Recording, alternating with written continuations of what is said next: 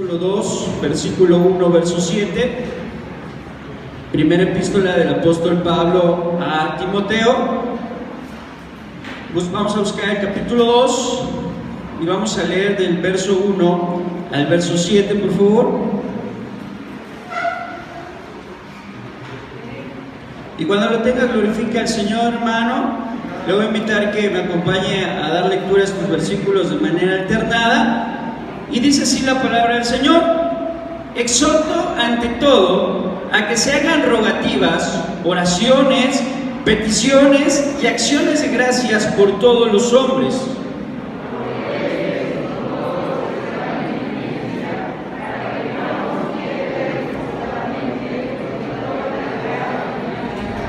Porque esto es bueno y agradable delante de Dios nuestro Salvador.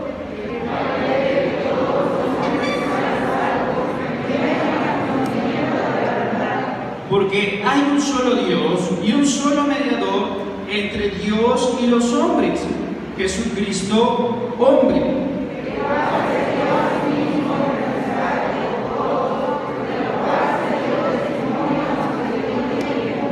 Y para esto yo fui constituido predicador y apóstol, digo verdad, en Cristo no miento, y maestro de los gentiles en fe y en verdad. Oremos. Señor Dios Todopoderoso, gracias, Señor, por esta palabra, gracias por este tiempo en el que nos permites estar en este lugar. En esta ocasión, Señor, solo queremos rogarte y pedirte una cosa: que hables hoy a nuestra mente, a nuestro corazón, a nuestra alma, Señor, a nuestro espíritu, que podamos entender tu voluntad el día de hoy y mañana ponerlo en práctica, Señor Jesucristo. Te lo rogamos en el precioso y dulce nombre de tu Hijo amado Jesús. Amén. Pueden tomar su lugar, hermano. Estas últimas semanas comenzamos una nueva serie de estudios. Ya no estamos viendo, ¿verdad?, la tipología de Cristo en el Antiguo Testamento, sino que iniciamos desde hace 2 semanas a ver exhortaciones pastorales para la iglesia.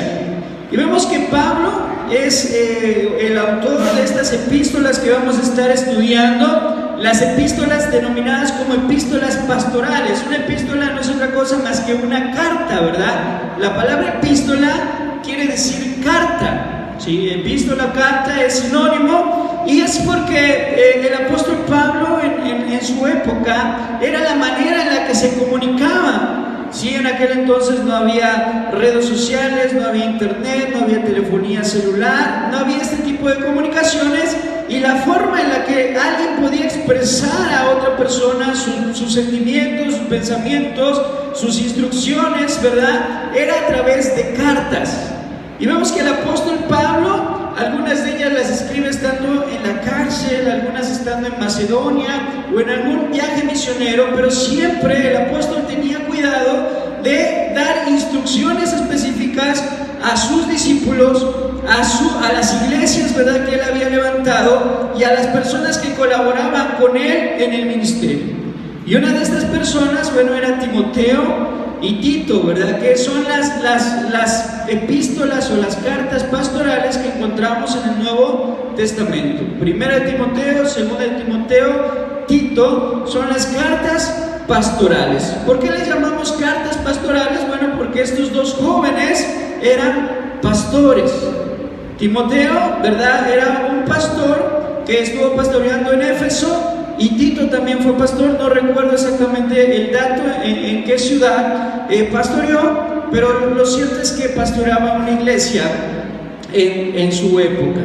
¿Cuántos dan gloria al Señor? Entonces, los consejos que encontramos en 1 Timoteo, 2 Timoteo y Tito son consejos que se le dan a pastores, ¿sí? Cómo guiar a una iglesia. Y entonces esto es lo que hemos estado estudiando las últimas semanas, ¿verdad? Aquellas exhortaciones, aquellos consejos, aquellas palabras que el apóstol Pablo dirigía a sus discípulos. Y el día de hoy vamos a ver que como tema tenemos un ministerio de oración. Un ministerio de oración. Y nuestra base bíblica ya la vimos, ¿verdad? 1 Timoteo 2, del 1 al 7. ¿Puedes repetir conmigo el tema, por favor? Dice: un ministerio de oración, ¿sí? ¿Y qué significa la palabra ministerio, hermano?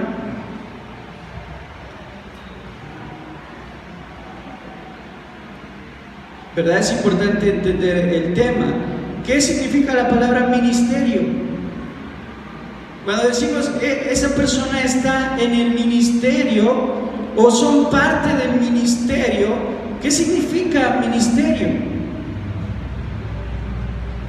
Bueno, si no se recuerda, porque seguramente lo ha escuchado, la palabra ministerio quiere decir servicio.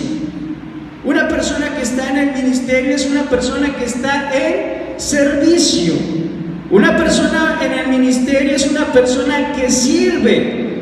¿A quién sirve? Sirve a la iglesia y principalmente sirve ¿a quién? Sirve a Dios. Una persona que está en el ministerio sirve a Dios, y cuando decimos ministra a la iglesia, quiere decir que sirve a la iglesia. Entonces todos los que estamos, ¿verdad?, en el ministerio somos siervos. Algo más coloquial y algo más en nuestro tiempo, sirvientes. Siervo o sirviente es exactamente lo mismo, ¿verdad? Hoy muchas se jactan, ya llegó el ministro, y pensamos que es algo muy elevado, algo de muy alta categoría, y alguien que cuando llega el ministro se le tiene que servir. No, lo que estamos diciendo, está llegando el siervo, está llegando el sirviente. Si nos vamos al griego, la palabra que se usaba era doulos, que era esclavo. Cuando dice Pablo, yo soy ministro, yo soy siervo, yo soy esclavo de Jesucristo. Entonces debemos entender, ¿verdad?, que todos nosotros somos llamados a servir. Cada uno de nosotros, hermanos, somos llamados ¿a qué? Llamados a servir. Servir a Dios, servir a la iglesia, servir al prójimo. Y ese es nuestro llamado en Cristo, un llamado al ministerio, un llamado a servir. ¿Cuántos dan gloria a Dios? Y vemos que una de las partes donde podemos servir es en la oración. Por eso aquí, ¿verdad?, dice un servicio de oración o un ministerio de oración. Y es lo que vamos a ver hoy, que la iglesia está llamada a servir en oración, porque la oración es muy importante, hermano. La oración es lo más importante que puede hacer el cristiano para combatir las fuerzas del mal. La oración, hermanos, es donde nosotros podemos obtener fortaleza para poder vencer a las tentaciones. En la oración es donde nosotros podemos obtener la revelación de la voluntad de Dios para nuestra vida. Cuando oramos y leemos la palabra, Dios revela su voluntad a nosotros. Y cuando oramos, las cosas pueden cambiar, no solo en nuestra vida, sino en la vida de los demás. Y es lo que Pablo está haciendo mención en estos versículos. Y antes de proseguir, vamos a considerar nuestro texto de oro, que es 1 Timoteo 2, 1 al 2. Vamos a darle un repaso juntos, hermano, dos ocasiones, y posterior a ello continuamos. Dice: exhorto ante todo a que se hagan rogativas, oraciones, peticiones y acciones de gracias por todos los hombres, por los reyes, por todos los que están en eminencia, para que vivamos quieta y reposadamente en toda piedad y honestidad. 1 Timoteo 2:1-2. Está muy largo, ¿verdad? Vamos a darle nuevamente lectura todos juntos. Y dice: exhorto ante todo a que se hagan rogativas, oraciones, peticiones y acciones de gracias por todos los hombres, por los reyes y por todos los que están en eminencia, para que vivamos quieta y reposadamente en toda piedad y honestidad. Gloria a Dios. Bien, hermano, de acuerdo a la Biblia, a la palabra de Dios, hay 3 instituciones establecidas por Dios. La primera institución que es establecida por Dios es la familia. Dios instituye a la familia en el huerto del Edén. Dios crea, Dios imagina, Dios diseña el modelo de la familia como una institución. Y hoy, eso no lo dice la palabra de Dios, lo dicen los sociólogos también, que la familia, ¿verdad?, es el núcleo de la sociedad. Si hay familias sanas, hay una sociedad también sana. ¿Por qué? Porque es en el núcleo familiar donde los niños y niñas aprenden ¿a qué? Aprenden los valores. Es en la familia donde instruimos a nuestros hijos a decir la verdad. Es en nuestra familia donde le enseñamos a nuestros hijos a ser responsables.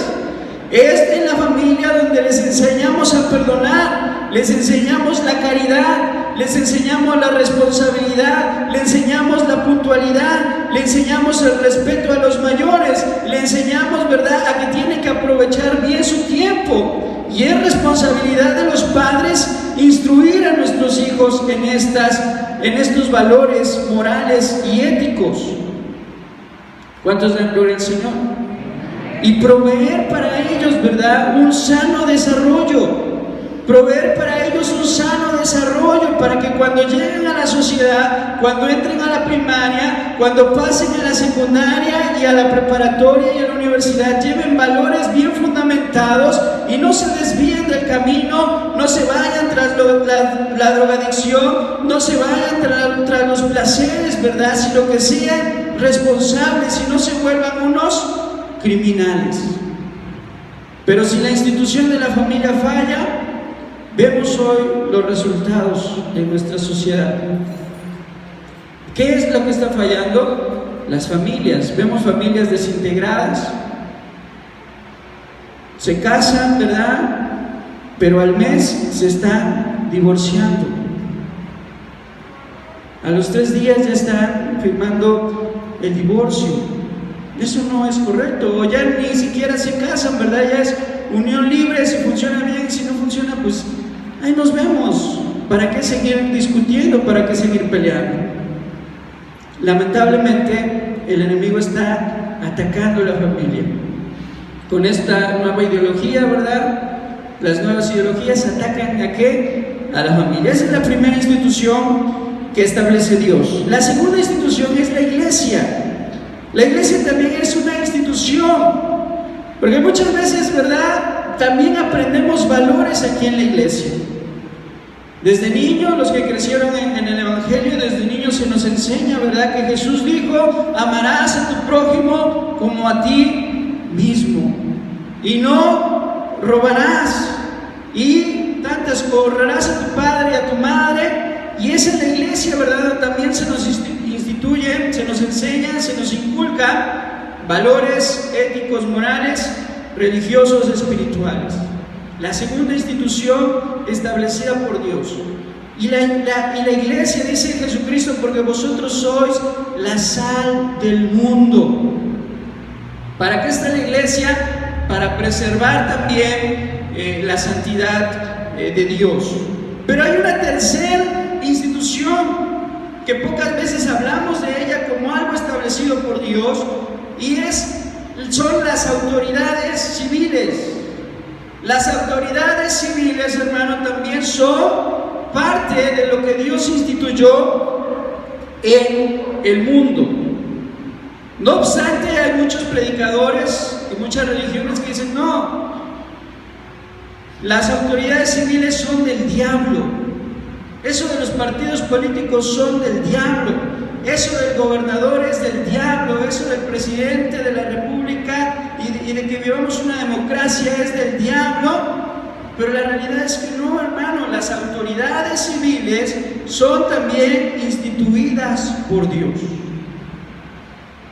Al igual que la familia, al igual que la iglesia, es una institución divina. ¿Por qué? Porque las autoridades civiles están para cuidar que se cumplan las leyes, para que haya armonía en la sociedad, para que la gente pague impuestos y haya programas de gobiernos que beneficien a los demás, para que se vele por la justicia. Cuando hay un criminal tiene que ser ¿qué? Enjuiciado, tiene que ser detenido, y son las autoridades civiles, ¿verdad?, el poder ejecutivo, el poder judicial, ¿sí? Los 3 poderes de la nación tienen que intervenir. ¿Para qué? Para que toda nuestra sociedad funcione. Todo esto está establecido ¿por parte de quién? Por parte de Dios. Es algo que hoy la palabra de Dios nos quiere hacer entender. Y es un deber de todo creyente. Vean lo que dice 1 Timoteo capítulo 2, verso 1. Dice: exhorto ante todo a que se hagan rogativas, oraciones, peticiones y acciones de gracia. ¿Por quién? Por todos los hombres. Pero preste atención en el verso 2: por los reyes y por los que están en eminencia. ¿Puede terminar de leerlo, por favor, hermano?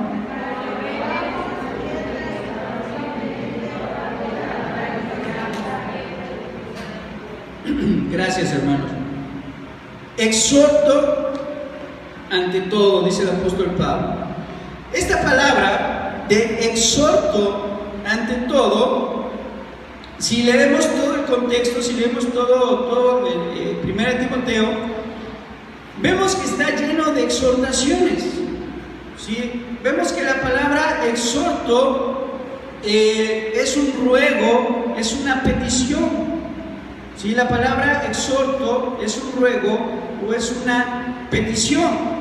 Y aquí lo que está diciendo el apóstol cuando dice exhorto ante todo, quiere decir la primera petición en importancia, o lo más importante que les quiero pedir. Es lo que podemos traducirlo así, ¿verdad? Exhorto ante todo, quiere decir el apóstol, esto es lo más importante que les quiero pedir a todos.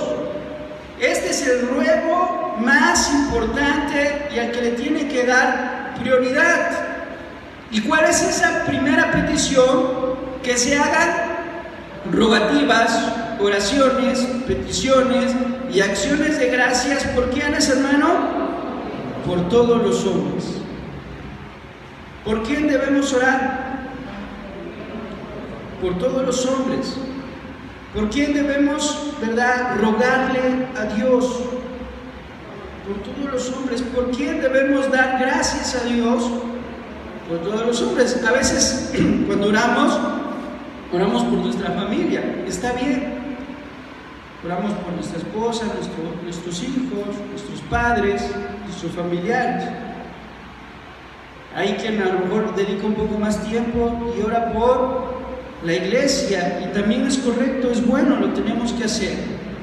Pero aquí la palabra del Señor dice que no nada más debemos orar por quienes, por nuestra gente cercana, sino por todos los hombres.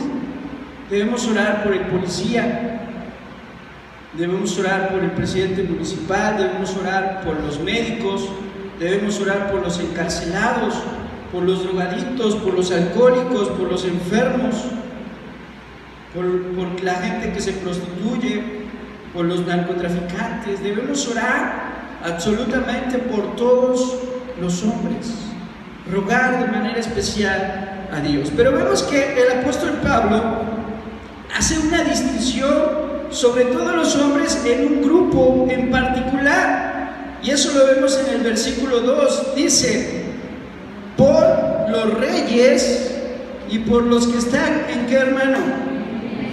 En eminencia. Algo en particular por lo que debe de orar la iglesia es por las autoridades. Dice el apóstol: por los reyes y por los que están en eminencia. Hay 4 palabras que aquí utiliza el apóstol Pablo. Todas son, podríamos decir que sinónimos. Obviamente una se distingue de otra. Dice rogaciones, oraciones, peticiones y acciones de gracia. Todas ellas tienen que hablar con la comunión con Dios. Todas estas cosas, acciones, se relacionan con la comunión con Dios. Una rogativa puede ser una oración, pero no siempre las oraciones son rogativas o ruegos.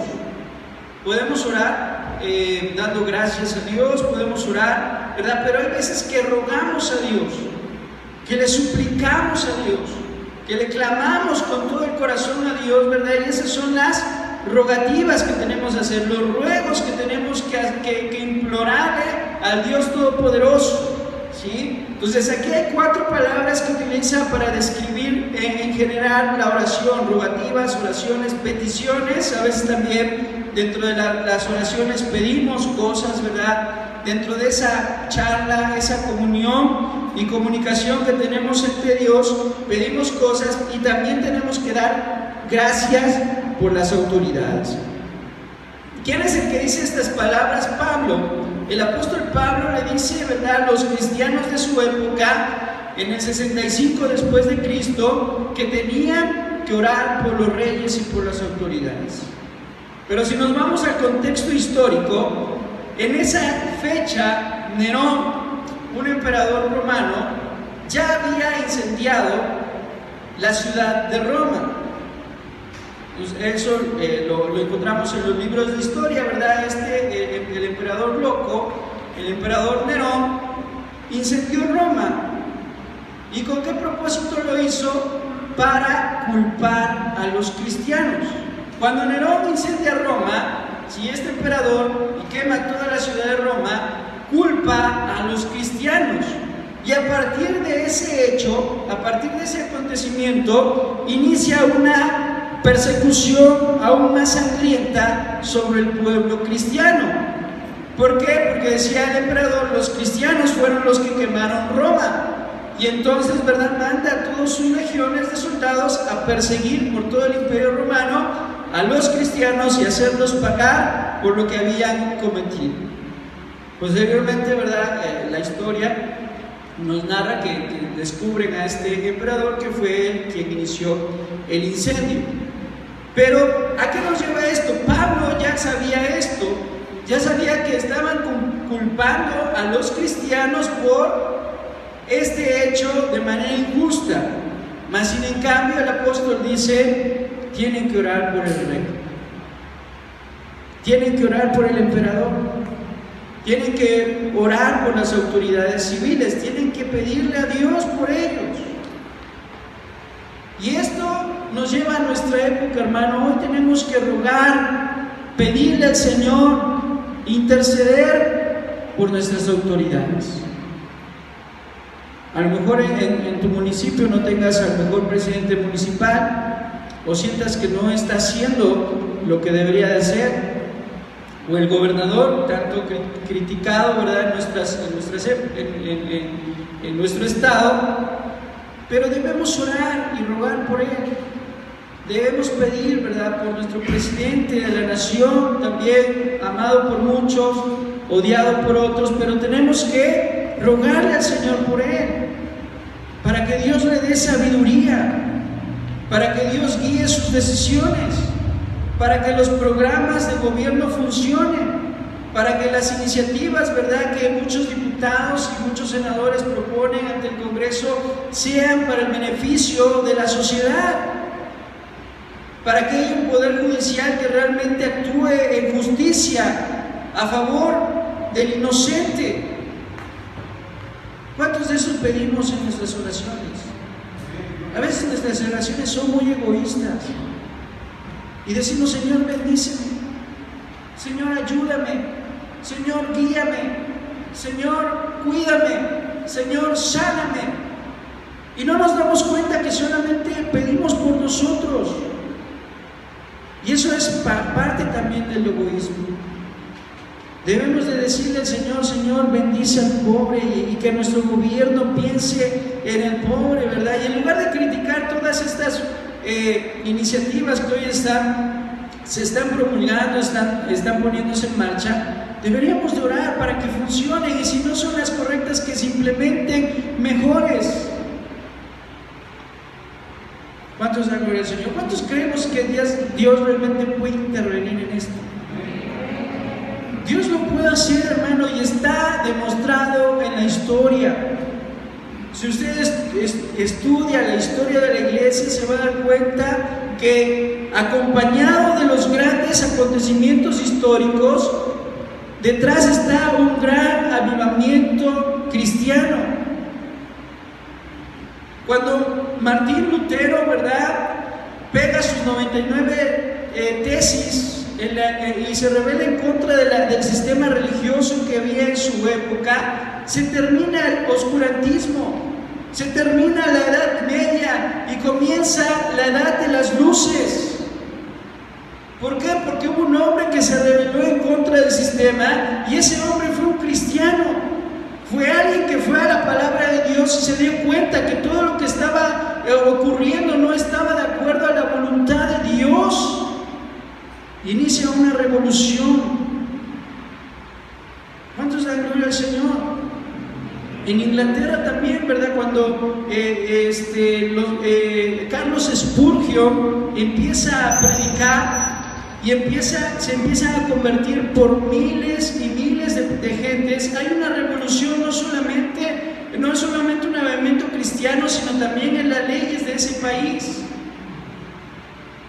Martin Luther King también que inició una revolución, ¿verdad?, en contra de la esclavitud en los Estados Unidos y a favor de la raza de color. Era un hombre, era un predicador, era un cristiano, un hombre que buscaba de Dios, pero que impactó su nación, ¿verdad? ¿Por qué? Porque era un hombre de oración. Y Dios, ¿verdad?, empezó a moverse en ese país a favor de la abolición de la esclavitud. ¿Cuántos dan gloria al Señor? Porque Dios interviene si la iglesia lo solicita, lo pide, ruega. Amén, hermano. Entonces, rogativas, Pablo pide que las oraciones que se hacen por las personas y las autoridades vayan cargadas de una intensidad especial. No solamente de orar de manera superflua, sino que haya una intensidad especial en nuestras oraciones, ¿verdad? Que haya ese deseo porque realmente Dios cambie algo en nuestra oración. Rogar con todo nuestro corazón. En segundo lugar, dice, para que haya paz y piedad. ¿Cuál es la razón? ¿Cuál es el motivo por el cual debemos de pedir y rogar por nuestros gobiernos y nuestras autoridades? Dice el apóstol Pablo, para que vivamos quieta y reposadamente, para que haya paz y piedad. ¿Cuántos quisiéramos realmente que en nuestra sociedad hubiese paz? Hoy muchas veces, ¿verdad?, platicando con mi esposa, recordamos nuestra infancia, ¿sí? A veces cuando nuestra hija quiere salir a jugar, y recordamos, ¿verdad?, y decíamos, cuando éramos niños salíamos a la calle, llegábamos de la escuela, hacíamos la tarea, pero podíamos salir a la calle y jugar fútbol, jugar atrapadillas, jugar escondidillas en la calle. Y seguramente usted, hermano, también recuerda su época de infancia, ¿verdad?, cuando salía y le decía a su mamá, ahorita vengo, voy a ver a mi amiguito que vivía a 4 o 5 casas.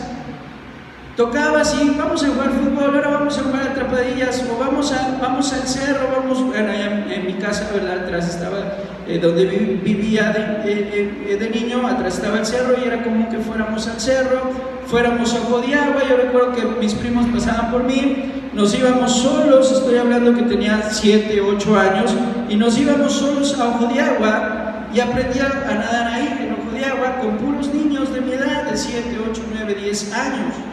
11, 12, a lo mejor los más grandes. Pero no pasaba nada, ¿por qué? Porque no teníamos temor de que alguien nos fuera a robar, de que una balacera, de que alguien, un secuestro, ¿sí? Y no había eso. Pero hoy usted dejaría a su hijo ir solo, salir solo a la calle, jugar solo en la calle, a la tienda, nosotros no mandamos a nuestra hija, tiene 7 años, no la mandamos sola a la tienda. Pues yo recuerdo que a los 7 años era el mandadero de todos. Hijo, vete por esto. Y sí, pero $1, ¿no? Sí, te doy $1. Y ya iba yo por la harina, por huevo, lo que necesitaran mis tías, y a la tienda solo. Hoy no podríamos dejar a nuestros hijos hacer ese tipo de cuestiones. O a la primaria, yo recuerdo que igual me dejaban ir solo a la primaria con todos los niños, y la escuela estaba como a 10 cuadras de la casa y no pasaba nada. Hoy creo que ninguno dejaríamos ir a nuestros hijos solos a la escuela a esa edad. ¿Por qué? por la inseguridad. Y conozco personas, ¿verdad?, que su hijo ya va a la preparatoria, llama así, lo siguen llevando. ¿Por qué? Porque no tenemos la paz y la seguridad para decir vamos a dejarlos solos, ¿verdad? Y muchas tantas cosas, hermano. ¿Cuántos no quisiéramos tener esa paz, esa tranquilidad? Pues tenemos que orarle al Señor. Tenemos que rogar con todo nuestro corazón y pedirle al Señor: Señor, obra en nuestro país, obra en nuestra sociedad, ayuda a los soldados, ayuda a la Guardia Civil, ayuda a estas agencias de gobierno que velan por la seguridad para que no se corrompan, para que no caigan ante las extorsiones del narcotráfico, para que no sean, ¿verdad?, ante esa corrupción que los compra, sino que haya gente realmente piadosa, hermanos, que tenga temor de Dios en su corazón y realmente pueda velar por la seguridad, que haya buenos magistrados justos, magistrados piadosos, jueces justos, que puedan impartir la ley de manera realmente equitativa y justa, apegados a derecho, y que puedan hacer la diferencia, ¿verdad? Porque cuánta gente inocente, hermano, no está en la cárcel.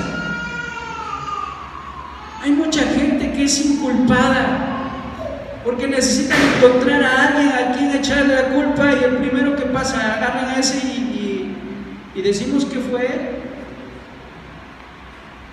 Tanta impunidad que vivimos hoy. Pero ¿qué hacemos como iglesia? Dice el apóstol Pablo: hay que orar para que podamos vivir en paz, para que podamos vivir en piedad. ¿Cuántos dan gloria al Señor? Porque la oración lo puede hacer, solamente es cuestión que realmente lo creamos en nuestro corazón.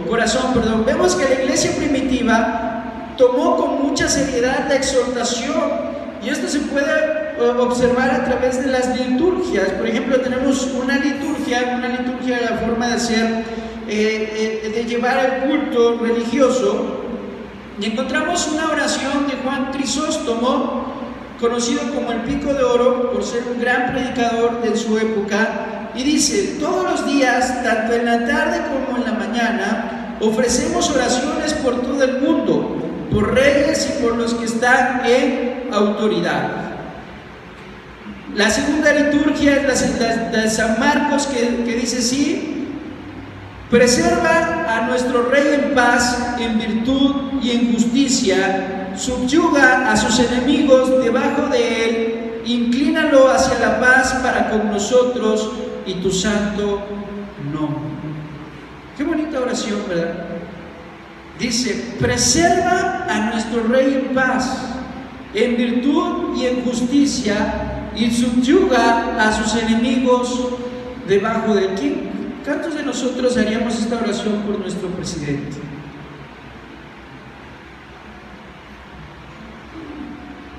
Sí, preserva a nuestro rey en paz, en virtud y en justicia, y subyuga a sus enemigos debajo de sus pies. ¿Cuántos dan gloria al Señor, verdad? Muchos dicen: no, Señor, fulmínalo con tu poder, tu fuego y tu justicia a nuestro presidente. Porque hay mucho resentimiento, ¿verdad? De manera general, no digo de manera particular, en la iglesia o en alguno de nosotros, pero qué importante sería que estas oraciones estuvieran en nosotros. ¿Cuántos dan gloria a Dios? Así oraba la iglesia primitiva. Otra liturgia es la San Clemente, que leemos: oremos por los reyes y aquellos en autoridad, para que nos consideren con paz, y así podamos vivir una vida tranquila y quieta, con toda piedad y honestidad. San Crisóstomo oraba: oremos por nuestros religiosos y protegidos por Dios, emperadores, por sus palacios y sus cortes. Ofrecemos en nuestro servicio razonable a favor de nuestros muy fieles y cristianos emperadores y por todos sus palacios. Y así podemos seguir leyendo, hay más en la lección, ¿verdad? Otras dos liturgias, pero hablan exactamente de lo mismo, de las oraciones que estos hombres hacían a Dios sobre reyes y autoridades. Hoy el consejo de Dios es: ora por tus autoridades, ora por la gente que está en inminencia. El objetivo es que los cristianos pudiesen vivir una vida quieta y reposada en piedad y honestidad. ¿Por qué? Porque esto propicia un ambiente favorable para dar testimonio del Evangelio. Propicia un ambiente favorable para dar testimonio del Evangelio. Si tenemos paz, podemos predicar con toda libertad y confianza a Jesucristo.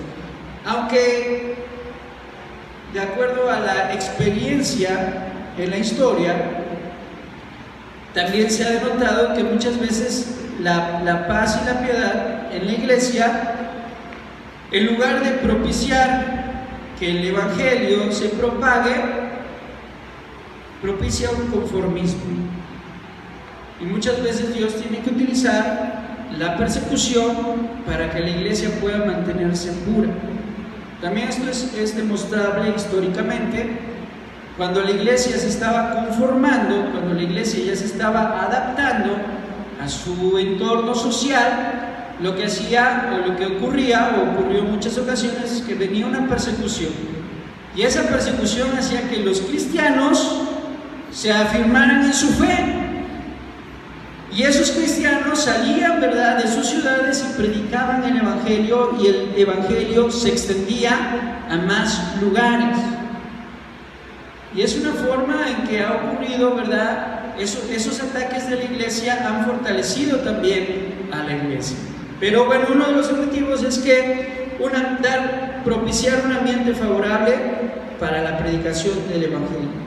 Pasamos al punto número 2. Vemos que este es un deber que agrada a Dios. ¿Por qué? Porque es algo bueno. Vea lo que dice el verso 3.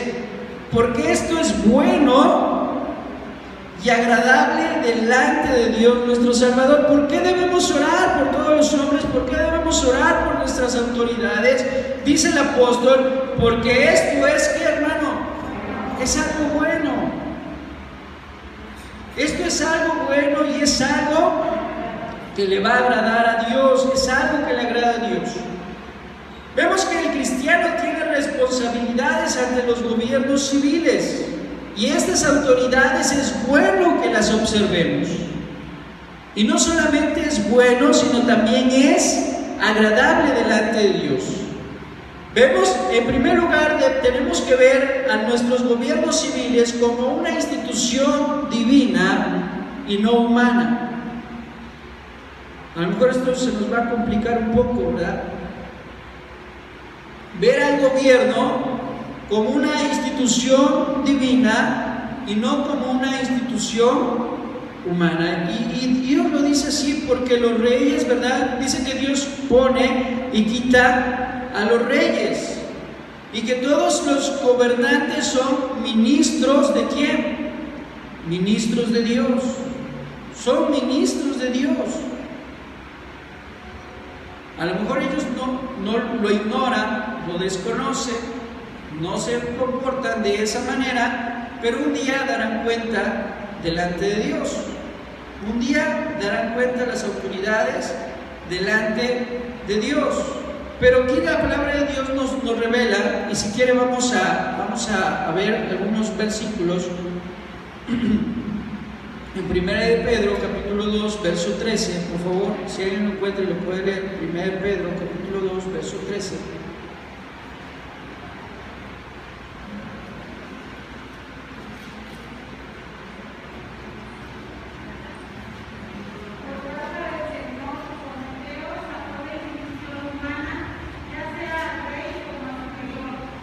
Gracias, hermana.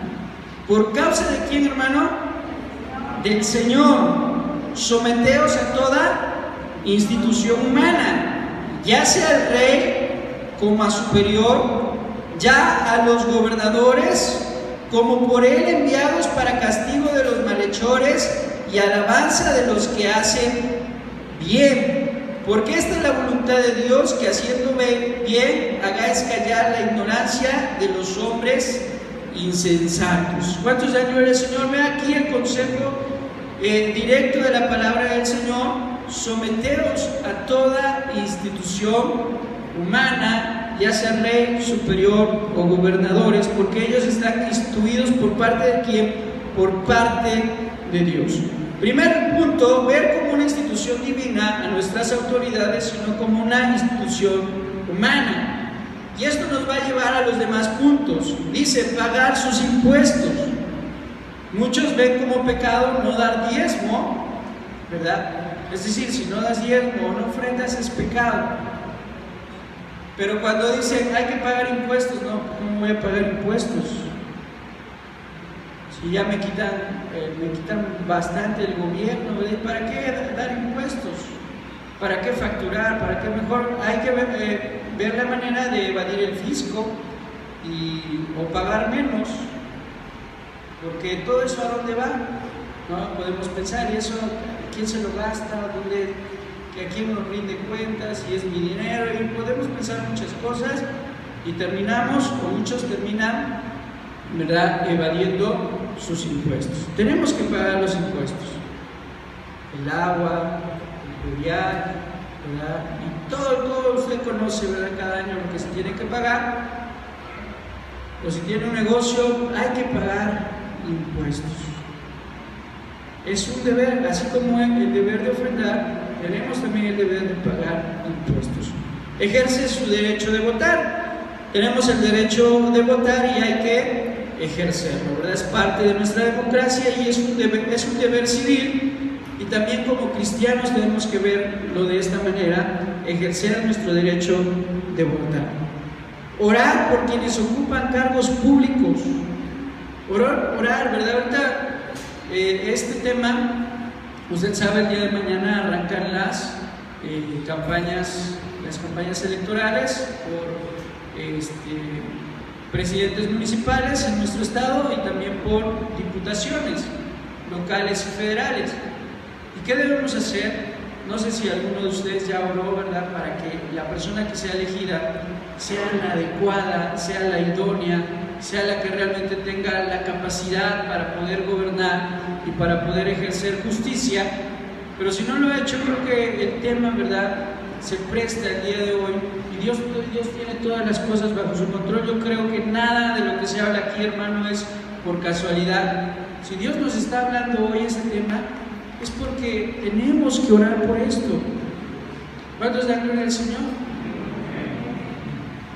Y mañana inician las campañas electorales, y la iglesia, ¿qué está haciendo?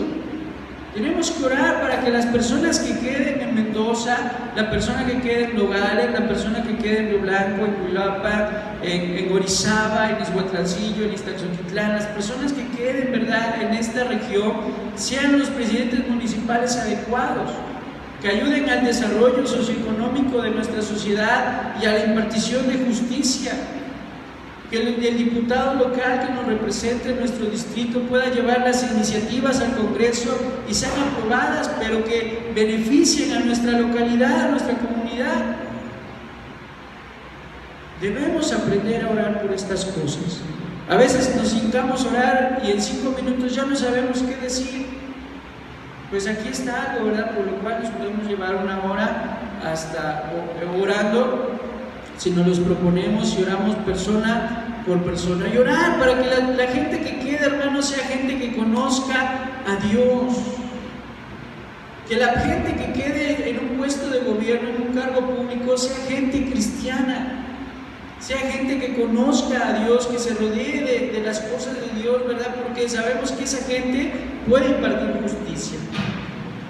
Número 5, la iglesia debe ser ejemplo de obediencia a las leyes municipales, estatales y federales. Debemos de ser ejemplo de obedecer, ¿verdad?, lo establecido en nuestro municipio, lo establecido en nuestro estado y lo establecido a nivel federal. Debemos obedecer cada una de esas reglas y ser ejemplo.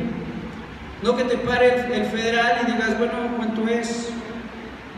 ¿Cuánto es, verdad? Sacas tu cartera y pues nada más traigo 1,000 pesos.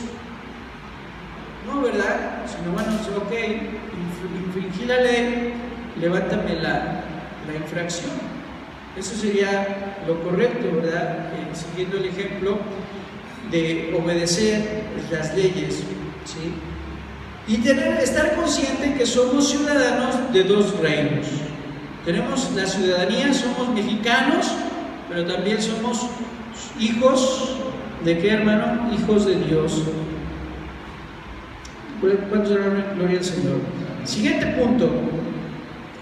Dios desea el bienestar de todos. Algo que debemos entender es que Dios, hermano, desea el bienestar de todos. Dice el versículo 4 de 1 Timoteo 2:4, el cual quiere que todos los hombres sean salvos y vengan al conocimiento de la verdad.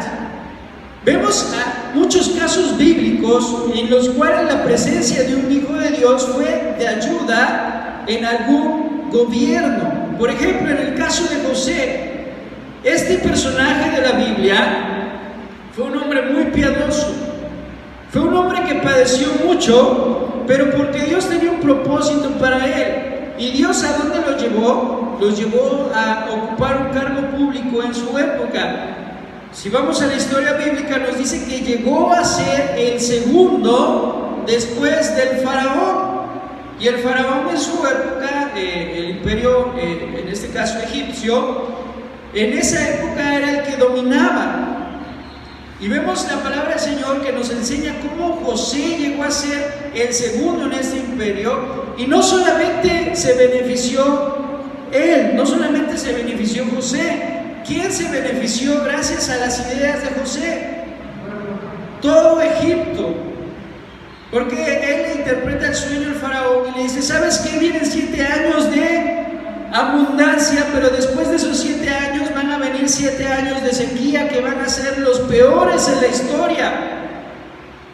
Pero no solamente le narra el problema, sino que José, con la sabiduría de Dios, le dice: pero ¿sabes qué, faraón? Tienes que durante estos 7 años, y esto no venía en el sueño, esto es algo, ¿verdad?, que salió en este caso de la inteligencia de José, y le dice: tienes que en esos 7 años acumular, llenar tus graneros, aumentarlos, hacer más grandes y acumular todo lo que puedas ahorrar, para que durante los 7 años que vengan de hambre tengas que darle de comer a tu pueblo. Y Faraón se levanta y dice: dice, tienes que designar a un hombre en específico para esta tarea. Y se levanta Faraón y dice: ¿habrá otro hombre como José? Y le dice: vas a ser el segundo después de mí, te vas a encargar de esta tarea. Y durante 7 años José trabajó para engrandecer los graneros del faraón y se alimentó todo el pueblo de Egipto. Y después dijo: ¿sabes qué? Vamos a venderle a los pueblos. Y todos los pueblos se beneficiaron porque en Egipto había comida. Y después el pueblo de Dios también se benefició. Jacob se salva, sus 12 hijos se salvan. ¿Gracias a qué?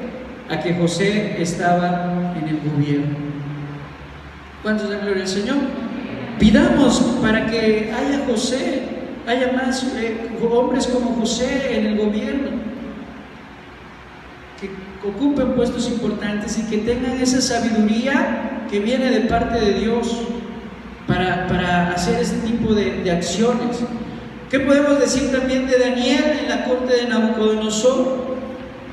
Cuando Daniel ocupó un puesto en el reino babilónico, hubo paz para el pueblo de Israel, hubo paz para la nación de Israel. Y vemos también otro ejemplo, la influencia salvadora de la reina Esther. Esta mujer, ¿verdad? Esther, que llegó a ser esposa de Artajerjes, salvó a la nación judía del exterminio. Lo salvó. Había un hombre, ¿verdad?, que los quería exterminar por completo, pero Esther, en esa posición de gobierno, en esa posición de poder, salva del exterminio a toda su nación. Vemos que estos puestos son importantes, hermano, y pueden ser usados para gloria y honra del Señor. El deseo de Dios es que todos sean, ¿qué, hermano? Dios quiere salvar a todos. Dios quiere salvar al mundo de la perdición eterna. Dios quiere salvar a todos, hermano. Dios quiere salvar que todos se salven de la condenación eterna y que todos conozcan la verdad. Debemos orar para que esto acontezca en nuestros días. Y número 3 y último, lo que Cristo ha hecho. Vemos que ¿qué es lo que Cristo ha hecho? Cristo proveyó un rescate para todos. Vea 1 Timoteo capítulo 2, verso 4. El cual quiere que todos los hombres sean salvos y vengan al conocimiento de la verdad, porque hay un solo Dios y un solo mediador entre Dios y los hombres, Jesucristo, hombre, el cual se dio a sí mismo en rescate por todos, de lo cual se dio testimonio a su debido tiempo. Vemos aquí que la lección profundiza ya en cuestiones o en afirmaciones doctrinales. Una de ellas la encontramos aquí en el verso 5, porque hay que, hermano, un solo Dios. Hay un solo Dios. En el Antiguo Testamento, o para los judíos, hay algo que ellos le llaman el Shema. ¿Qué es esta palabra? Perdón, Shema, acento en la A. Shema. ¿Qué es el Shema? Esta palabra Shema quiere decir oye. Y en Deuteronomio hay una oración, ¿verdad?, que dice: oye Israel, Jehová nuestro Dios, Jehová uno es. Y este versículo es la base del monoteísmo.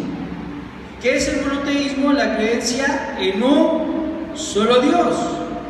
Y en la historia hay un pueblo monoteísta que es el pueblo judío, ¿verdad? Y se basa su creencia monoteísta en esta, y nosotros también, en consecuencia, ¿verdad?, el cristianismo también, la basamos en esta declaración de: oye Israel, Jehová tu Dios, Jehová uno solo es. Solamente hay ¿cuántos dioses, hermano? Un solo Dios. Hay un solo Dios. Y esto lo especifica el apóstol Pablo a Timoteo, porque en las circunstancias que se encontraban nacieron muchas corrientes filosóficas y corrientes religiosas y doctrinales que hablaban acerca de muchos dioses. Hablamos del gnosticismo, hablamos del docetismo, hablamos de estas corrientes donde decían que Dios, ¿verdad?, que Jesucristo también era una emanación de Dios, pero que todos nosotros podíamos llegar a ser igual emanaciones de Dios, y por lo tanto le llamaban eones, que nosotros podíamos llegar a ser también eones y que podíamos convertirnos en Dios. Y aún hoy en nuestros días estas creencias persisten en algunas corrientes doctrinales y denominaciones cristianas, en que el hombre puede llegar a convertirse en un Dios y que hay más dioses aparte de Jehová. Pero nosotros, hermano, creemos en esta afirmación que solamente existe ¿qué? Un solo Dios. Un solo Dios manifestado en tres personas: Dios Padre, Dios Hijo y Dios Espíritu Santo. Pero tres es como un triángulo. Dios es como un triángulo, y cada una de las partes, ¿verdad?, es el Padre, el Hijo y el Espíritu Santo. Pero el triángulo, por tener tres lados, ¿verdad?, no decimos son tres triángulos, sino un triángulo tiene que tres lados. Dios tiene tres personas: Dios Padre, Dios Hijo, Dios Espíritu Santo, pero los tres son un solo Dios. Es complejo, ¿sí?, entenderlo, ¿verdad? Pero es lo que nos narra la palabra de Dios. Dios es un solo Dios que se manifiesta en tres personas: Dios Padre, Dios Hijo, Dios Espíritu Santo, pero es solamente un Dios. Amén. Existe un solo Dios, dice el apóstol Pablo, y un solo mediador entre Dios y los hombres. ¿Quién es el único mediador entre Dios y los hombres? Jesucristo hombre. Jesucristo hombre es el único, hermano, que nos puede llevar a la verdad. Por eso Jesús decía: yo soy el camino, la verdad y la vida, y nadie llega al Padre si no es por mí. Yo soy la puerta, yo soy la vid verdadera, decía Jesucristo, ¿sí? Yo soy el camino, yo soy la luz. Y todo eso nos habla de un solo camino y un solo mediador entre Dios y los hombres, Jesucristo. Cristo es un mediador efectivo entre la deidad y la humanidad. Cristo ascendió a los cielos con un cuerpo que, hermano, glorificado, y está a la diestra de Dios intercediendo siempre por nosotros. Y terminamos con esto. Cristo constituyó a Pablo en predicador de esta gran noticia. Dice la palabra de Dios aquí que Cristo se dio a sí mismo en rescate. Que esta palabra la podemos traducir también como redención. Y aquí vamos bueno, hay una palabra aquí que se traduce en griego, que es lutrón. Lutrón significaba dinero que se paga para rescatar esclavos, un dinero que se pagaba por rescatar esclavos. Entonces aquí cuando dice el versículo, Jesucristo se dio a sí mismo en lutrón, ¿sí? Es la palabra lutrón, se dio como en paga para rescatar a los que estábamos esclavizados. Dios se da a sí mismo como un pago, Cristo, se da a sí mismo como un pago para rescatar a los que estábamos, ¿en qué, hermano? ¿En qué condición estábamos? Esclavizados. Y a eso le llamamos redención. ¿Qué es la redención? Rescatar lo que se había perdido, pagar el rescate por aquello que se había perdido. La humanidad y nosotros estábamos perdidos, pero Cristo, hermanos, se dio en redención por nosotros, pagó nuestra redención. Dice: para lo cual se dio testimonio en su debido tiempo, y para esto fui constituido predicador y apóstol.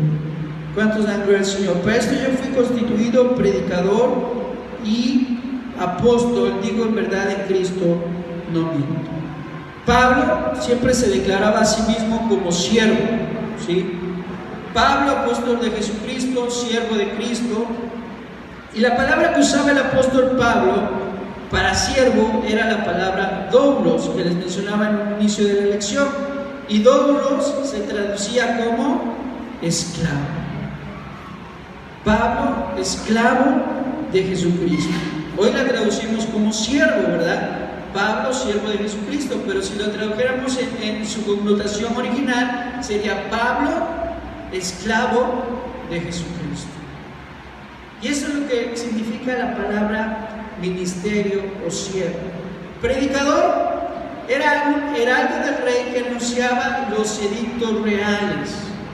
Nosotros debemos de predicar y debemos entender que este ministerio de la predicación somos heraldos del rey, un representante de un rey que va a entregar un mensaje como si fuera el rey mismo.